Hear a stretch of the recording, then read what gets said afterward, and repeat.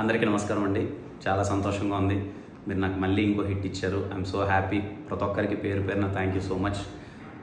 ఇదిగో మీ ఊర్లలో టౌన్స్లో morning show పడాలి, షో పడిన తర్వాత మాట్లాడదాన్ని వెయిట్ చేస్తాను. నేను అనుకున్నట్టుగానే ప్రతి ఒక్కరు ఫ్యామిలీ అందరూ వెళ్ళి థియేటర్లో గోల పెడుతున్నారు, ఎంజాయ్ చేస్తున్నారు, నవ్వుకుంటున్నారు. మీ అందరూ రెస్పాన్స్ చెప్తుంటే చాలా బాగుందని ఐఎమ్ సో హ్యాపీ.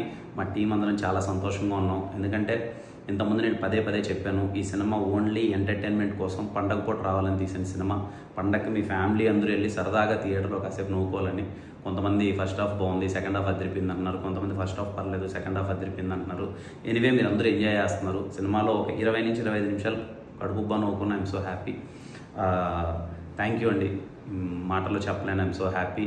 అండ్ అలాగే ఈ సినిమాని ఎంటర్టైన్మెంట్ సినిమా తీశారా వీళ్ళు, ఎంటర్టైన్మెంట్ కోసమే తీశారు అని ఒక పాజిటివ్ రెస్పాన్స్ ఇచ్చి ఈ సినిమాని సపోర్ట్ చేసిన ప్రతి ఒక్కరికి థ్యాంక్ యూ సో మచ్.